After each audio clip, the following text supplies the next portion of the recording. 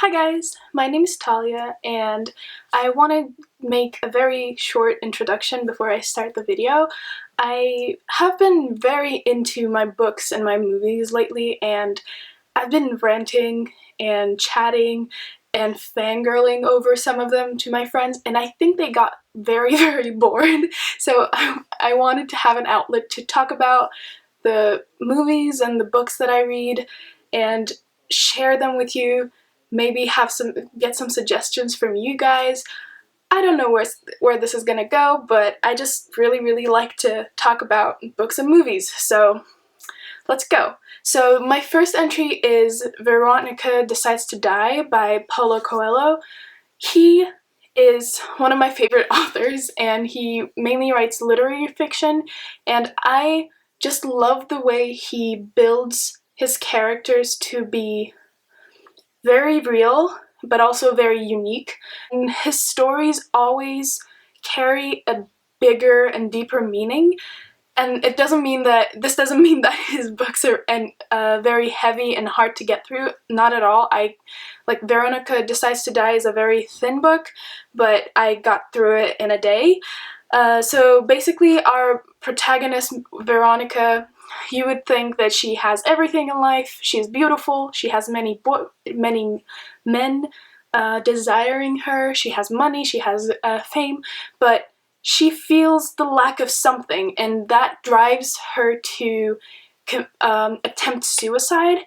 But she fails and wakes up in a mental institute, and they tell her that even though she failed to kill herself, she has only a week to live because the pills she took damaged her heart so much. This is a very interesting entry because this is not a spoiler because it literally happens in the first couple pages of the book, but the fact that she has to live through the knowledge of her upcoming death kind of makes her question everything, and you question them with her. And through the other patients in the mental institute, she discovers her inner pain, joy, love, and loss, and all of those concepts come together in a very spectacular book. If you have some time in your hands, it's like 100-something pages. It's such a good read, and I think this book would be a very good introduction to Paulo Coelho's works too, because the other books that I read of him were more elaborate and harder to get through. So Veronica Decides to Die is one of my favorites. Next, this is such a cliche, but I read Crime and Punishment last year. I think it was the first book I finished last year, and it's a hefty book. I'm not gonna lie, Dostoevsky wrote a masterpiece, but it's a beast of a book. But if you give it like 50 pages, you get so drawn in by Raskolnikov, our protagonist or antagonist. You decide that. So Raskolnikov is a former student living in the slums of St. Petersburg, and Dostoevsky portrays his mental state so vividly that you feel like you're getting to understand him, but then he does these awful things, but then he feels an immense guilt for it, and then there's the redemption, and then there's the cat-mouse chase with a detective that's trying to catch him. The whole book is a giant character arc, but also embedded with so many like explosive events.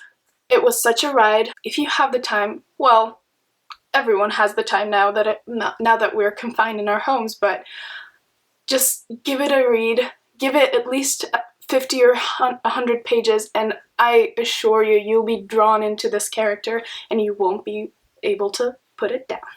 Moving on! My first fantasy entry on this list is Voyager by Diana Gabaldon. I am gonna butcher a lot of names here, so help me out, or ignore me. This is the third book in the Outlander series, and I am in love with this universe.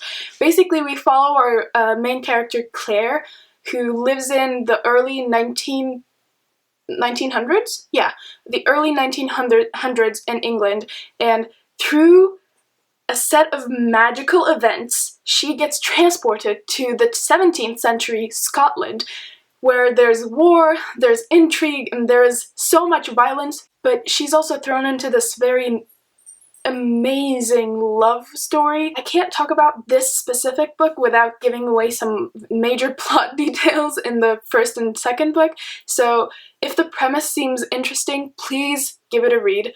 The books are huge, but you fly through them. The universe is described so vividly that I actually started watching this TV series and then stopped because I wanted to read the actual books and not confine my imagination to the images that the series provided. The series is very elaborate and very amazing too, but I just want to read the books first. So that was my third book. Oh, another kind of slightly heavy book that I read earlier on last year.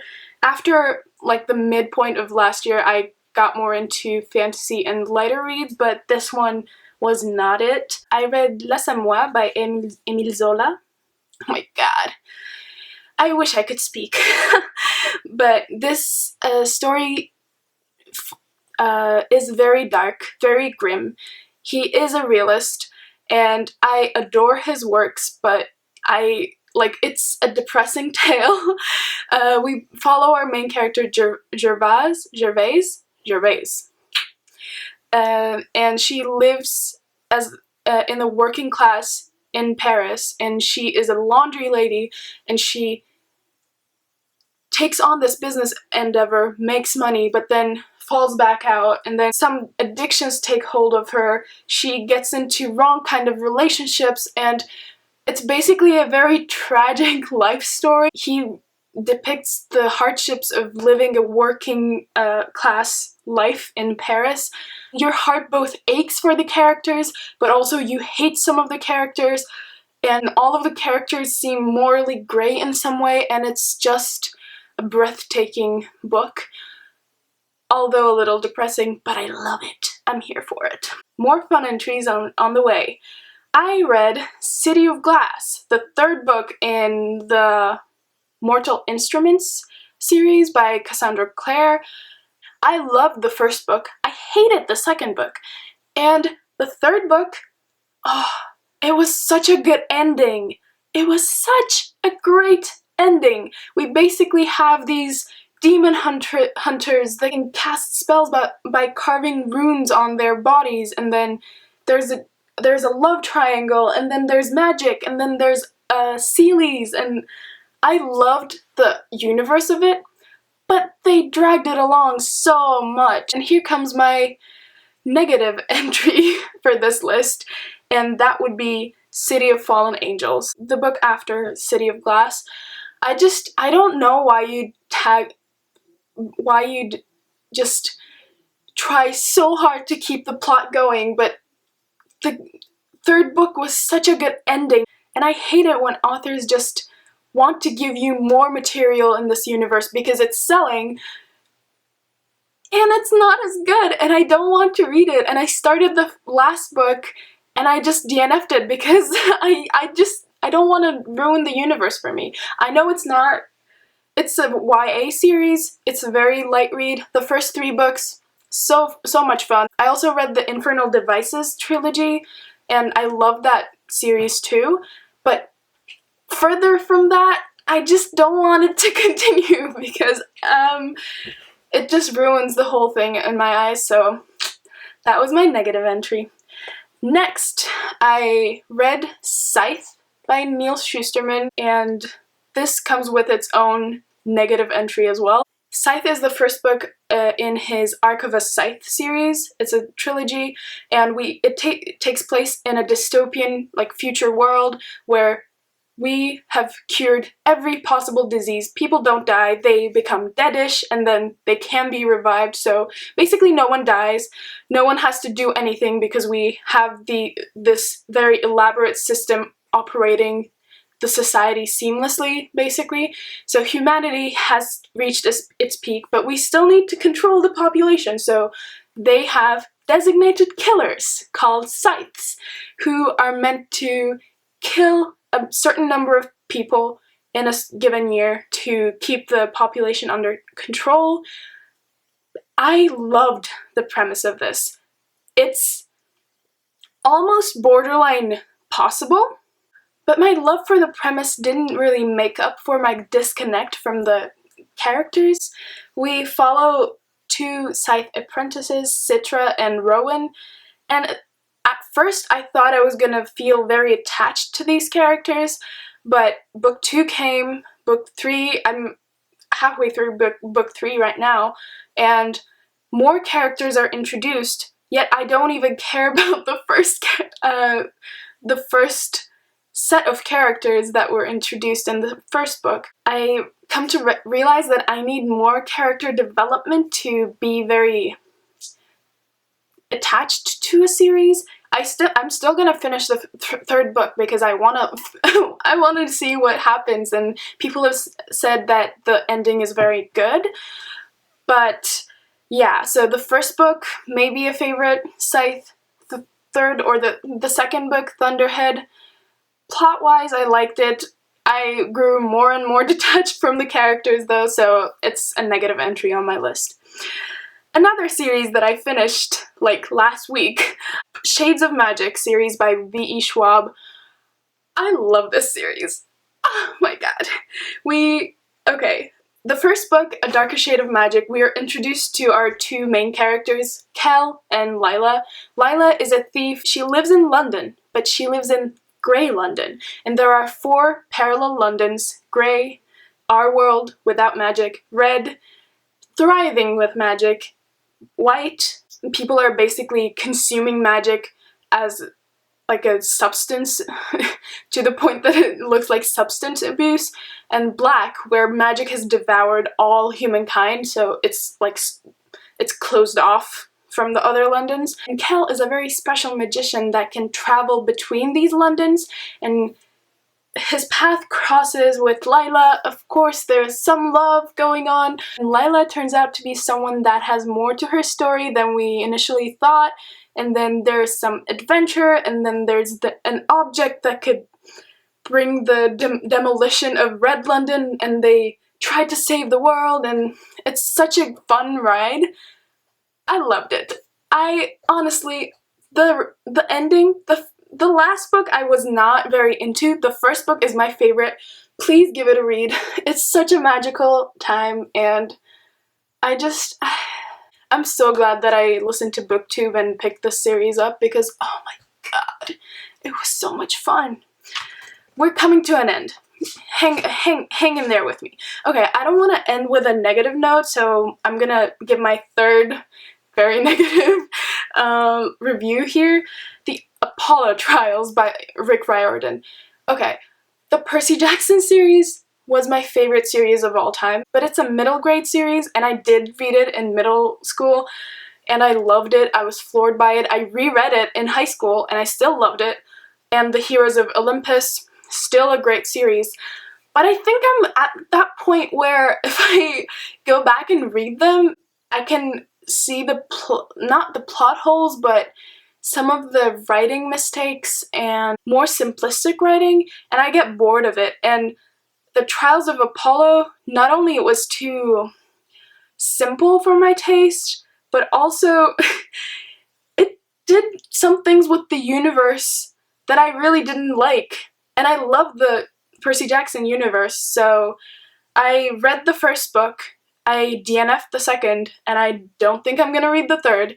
Not that Rick Riordan isn't an amazing author. I don't want to ruin my memory of his universe because I love the other series, and The Trials of Apollo did not do it for me. My last entry, oh my god, this is so exciting. Another fantasy book. I wanted to get into Brandon Sanderson's works for a while now. I did some research.